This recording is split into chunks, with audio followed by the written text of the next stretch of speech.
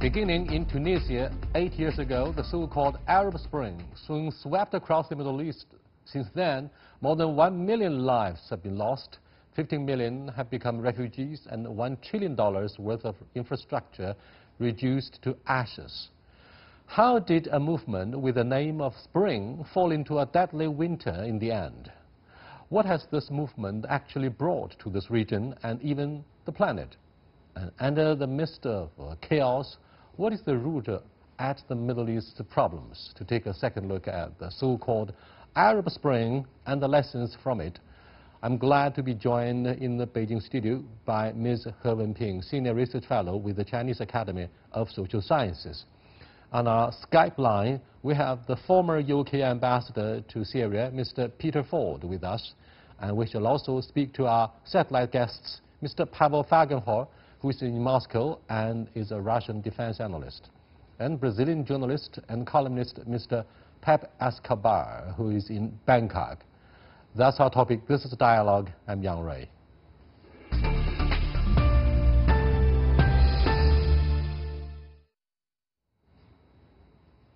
Wenping, what's at the root of the Middle East problems? I know this is a very difficult question, but the answer will be even more difficult. Yeah, it's very difficult. Cannot be finished this one within several sentences. But if I try to make some general analysis, I think we can see from different dimensions. One, of course, is economic situation. Right now, we see a lot of news coming from Argentina, like coming from Sudan this time around, just today. So it's coming from those protests, mass protests, to those economic situations, like bread, the price of the bread in Sudan has been, doubled, even tripled the price. For the people suffered from those economic, bad situations. So one is the economic situation cannot be handled very well. And the second is intertwined with the political, those ruling pattern, ruling structure. In some of the countries, like Sudan, like Argentina, because those president has been in power for such a long time. Like in Sudan, it's 3 decades. Like in Argentina, even the Bouteflika himself has already become, yield and sitting in the wheel. And then also, ever since the independence of the Argentina, has been in power. So for such a long time. So long time, the president, those governance, and then very poor this economic situation. So which means you are not capable of this leadership. So you cannot bring the happiness and the goodwill to the people. So that's why the people feel atmosphere very the angry and outraged. I think the two elements. And the third one, maybe we can go through the big picture among that region, because in the region people see the difference happening in other countries because they share similar religion, also the political economic structure. So when they see other countries becoming better and better, like Tunisia. Tunisia has made a relatively, I think, successful transition. And also, they see other countries also, a lot of foreign investment moving in, like Egypt in the recent years, also becoming stabilized. So those countries, they haven't gone through this transition. So they think they should do something to follow those, those models has been already there. So I think this kind of a chain reaction issue, like a butterfly effect, also becoming another reason for those changes happening in this region. Let's hear thoughts of our Russian analyst, Mr. Pavel Fagenhor. Hello, Pavel. Russia has established its stronghold in Syria despite years of bloody conflicts in what is called the proxy war between, for example, Saudi Arabia and Iran. What do you think are the fundamental problems behind the volatility of the Middle East? Give me a short account, please. Well, the authoritarian regimes of the Middle East seem to be always very stable while they don't suddenly collapse. Syria was also, of course, stable for decades under al-Assad's father and then his son Bashar, and then it suddenly all collapsed. The same happened in a number of states, and of course now in Sudan, which actually was not that stable but still had the same kind of strong leader. And then suddenly he's ousted. when there's not instead of rule of law, you have the rule of a strong man, or surrounded by some people who support him, his court. That's an embedded problem. And that's a problem for the entire world, for outside powers. When Russia has military personnel in Sudan right now, official and unofficial apparently, some mercenaries invested money there. China invested even more into Sudan. Now there's a problem like with previous other regimes in other Middle Eastern countries. When the seemingly stable regime collapses of a strong man, then everything is up in air. Investors may lose their investment. The country may deteriorate into constant civil war like Syria or Libya. And so, of course, this is not only happening in the Middle East. There's the same kind of situation, say, very similar in Venezuela right now. This is the problem with the third world countries, many of them, not all of them, that they are inherently unstable. They go from rigid stability to violent instability, then back again. Many observers who follow not only the peace process in the Middle East, but also the chaos since the Arab Spring 8 years ago, are seriously concerned about why, with the end of the Cold War, there's this rise of the Islamic movement or Islamic fundamentalism. Is that because of the 1979 Islamic Revolution in Iran 40 years ago, or Wahhabism, which is regarded widely as the hotbed for the Islamic fundamentalism in Saudi Arabia? Islamic fundamentalism as an ideology is said to have been fueling the rise of Islamic extremism, and part of that has prompted the September 11th terrorist attacks in 2001. What do you think of the resurgence in Islamic fundamentalism and the sectarian violence that followed suit? Pavel. Islamic fundamentalism is not that directly connected with the end of the Cold War. Actually, it was very much facilitated by the Cold War, by the Russian forces going into Afghanistan in '79, and the Afghan war, in which the West supported the Mujahideen, actually together with China and Pakistan. And then the Russians were sort of defeated and withdrew. And the same, many of the same Mujahideen or their supporters like bin Laden moved from there, where they believed that they defeated a superpower, a nuclear superpower, and that they understood that they have a lot of force, and they moved out into other places rather swiftly. Attacks, fundamentalist attacks began in different parts. Iran had something to do with it, but of course Iran is a Shia country, and the really bad fundamentalists are Sunnis, and they don't like Iran. But anyway, there's of course the Arab-Israeli conflict that also inserts a lot of instability and a lot of fundamentalism.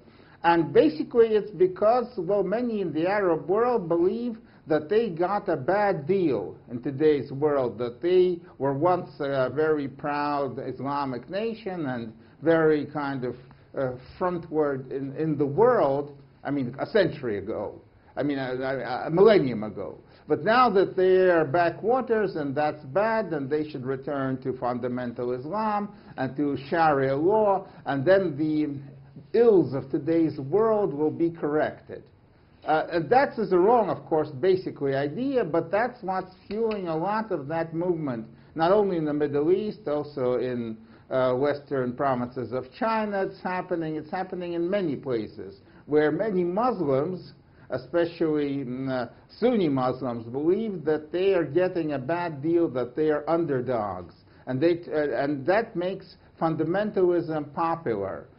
Actually, and even in Western countries where Muslim immigrants or the descendants of Muslim immigrants see themselves as being treated as second-class citizens, and that also radicalizes. So yes, this is a fundamental problem, and it's not just the Cold War. It has social roots as any such movement.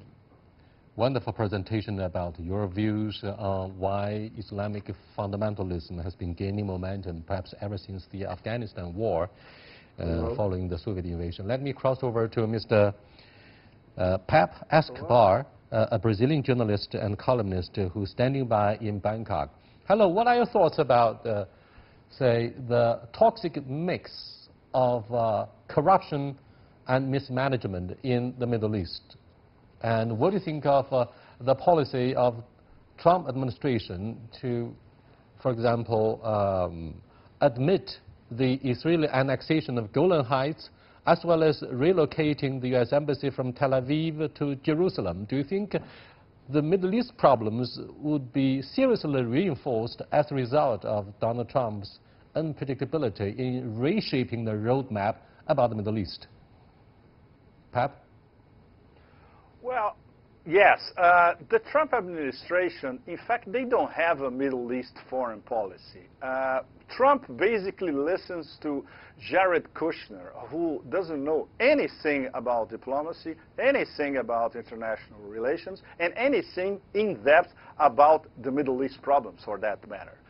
So Jared Kushner, talking to MBS, Mohammed bin Salman in Saudi Arabia, they are WhatsApp polls.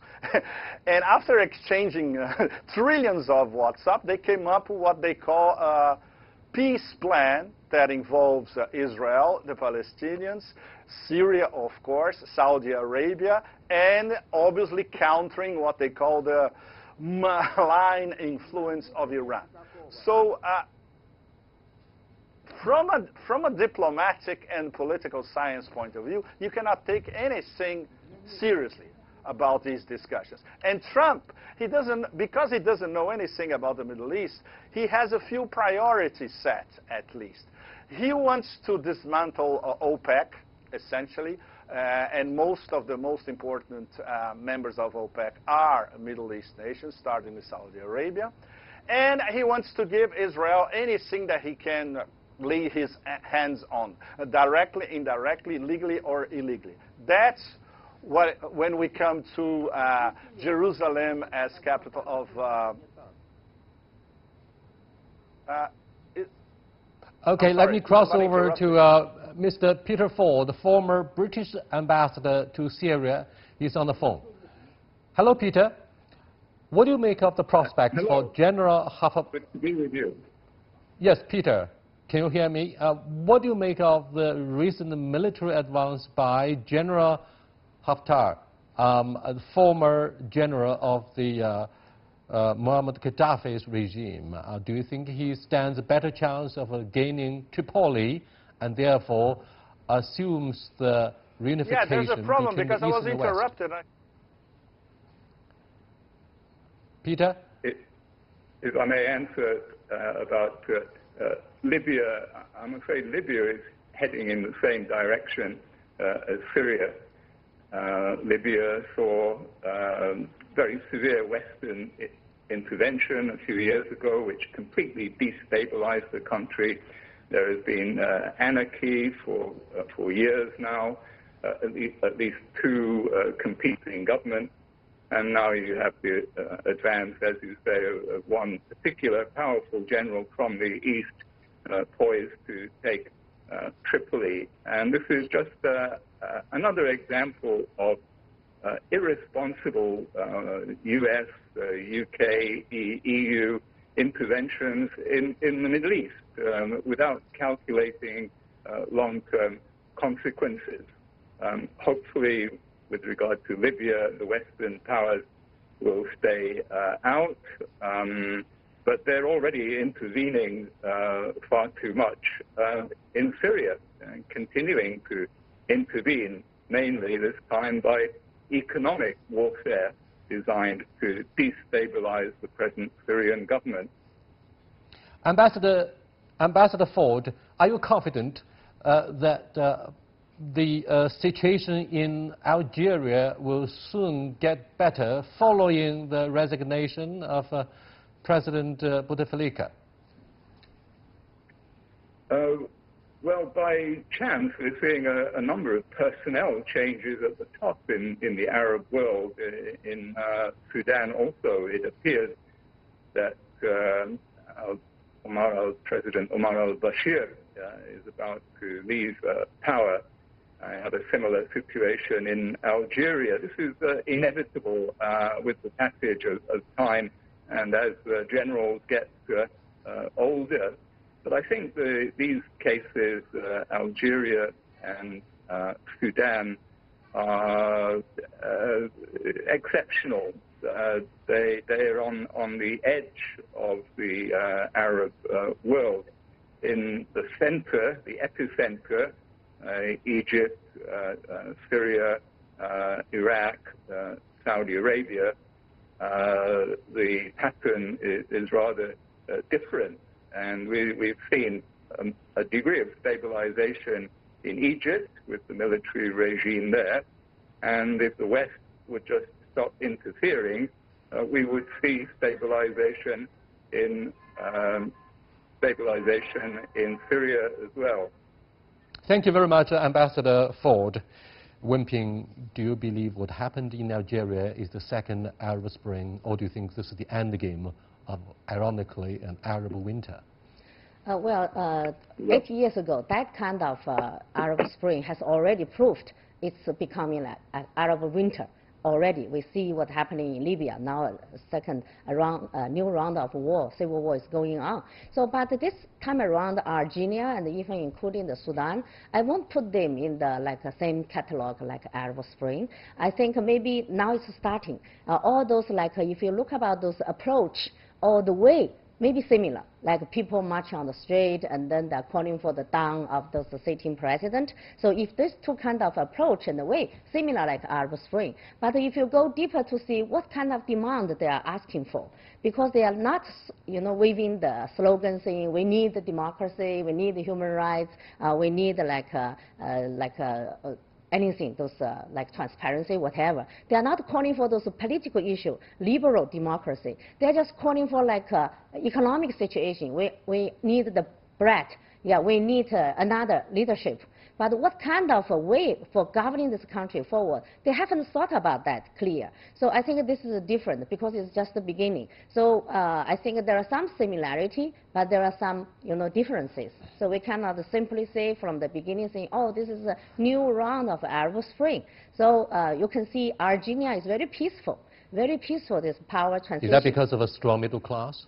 It's not because or rule of law? No, I think they have a very rational, this military. You can see the military in Argentina, they take the sides with the people. And they even played the power, persuaded, even suggested Bouteflika to step down. So that gave another, the lights and on the Sudanese people. So when the Sudanese people on the street, they're also calling for their military sides with the people on the street. And then to, just keep distance with those security or police. They are still, tied together with the sitting president. So you can see this is different. They are now calling for the military. So military played a fundamental role because only the military has the guns in their arms. So they are the forces can make the change within a very short time. Let me get back to Mr. Pep Escobar, the Brazilian journalist who's standing by in Bangkok, for his thoughts on the alleged relevance between the Arab Spring and China. For a while, 8 years ago, many Western journalists said happily, well, what has happened in the Middle East would soon spill over into China. But nothing of that has happened in our country. I'd like to have your observations about why we have had this sea difference between China and the loose sand of social governance in the Middle East. Well, look, I covered the Middle East for many years on a daily basis. And for the past 3 or 4 years, I changed completely my coverage because the most important thing happening in the world at the moment is Belt and Road. It's the new Silk Roads. And what China is doing in different areas of Asia, including Southwest Asia. which Westerners, in a typical Orientalist mood, call it the Middle East. The most important thing for China, and what many of these countries in the Middle East are paying attention to, is the model of development that China is selling to the global south, including the Middle East. So many of these countries and many of their key cities, back to the ancient Silk Roads and now in the new Silk Roads, they're going to be hubs of the new Silk Roads. It could be the Emirates. It's Damascus. It's going to happen with Damascus when the reconstruction of Damascus proceeds, basically by China, Russia, and Iran. Iran as a whole is a huge new Silk Roads hub as well. And now we see little by little, after, I would say, the absolute collapse of the Arab Spring, which was basically the Obama administration thinking that they could reorganize the Middle East and more or less engineer the ascension of the Muslim Brotherhood. This is over, this is finished, and we are now in a different historical cycle, which is how Russia is going to reconquer the power that they have among Middle Eastern nations, how China is coordinating with different Middle East nations so they can be part of Belt and Road. So now we see, for instance, the more or less what is coalescing between Beirut, Damascus, Baghdad, Tehran, and Herat in western Afghanistan. A sort of mini Silk Road of all these countries where China is important. China is an important, has important investment and development arm. And it's all about Eurasia integrations in the Southwest Asia region. This is extremely important. This goes way beyond what happened before, which was, for 10 years, the war on terror. You remember, from 2001 to 2011. It didn't go anywhere. Then we had the Arab Spring starting in 2011. Didn't go anywhere. And now we have the real thing for the 21st century, which is Belt and Road. But the Belt and Road, I'm afraid, has brought the United States to the edge of its seat. It feels very nervous on the allegation that the BRI could be the Chinese version of replacing American leadership and rebuilding the world order. Let me get back to Pavel. Pavel, with the military drawdown, quote-unquote, of the Americans in Syria, the war-torn country, how likely is China to go there and make investment in the post-war reconstruction? And Pep, our Brazilian journalist, says that BRI provides developing countries in the south of the world with the silver lining that we could be the model of their development. But China says, wait a minute, it's not necessarily a model for all. It's not a universal therapy. I'd like to have your thoughts about China's presence and our participation in the industrialization in most of the developing countries through perhaps the idea of a BRI.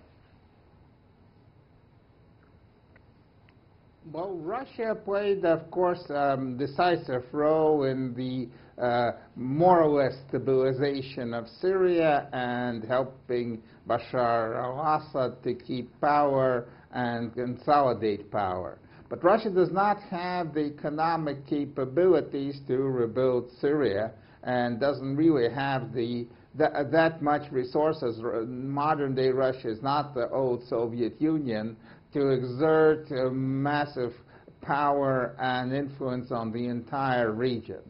And here in comes China, which doesn't have maybe the same geopolitical agenda as Russia does, but has the economic capabilities, the financial capabilities for economic development, which is, of course, essential to stabilize the Middle East and the unstable countries there. And yes, China has a very important role to play in that part.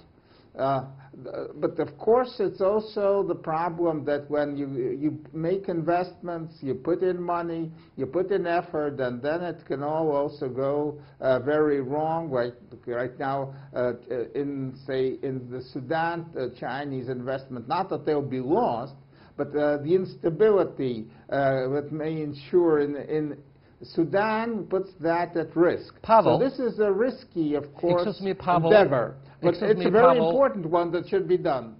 Premier Li Keqiang has just attended a meeting with European leaders in Brussels talking about further partnership in perhaps reforming the WTO and reinforcing the principles of multilateralism. However, as we were discussing, the issue of why European intervention, military intervention in the Middle East has caused so much chaos, so many disasters, and so many people displaced.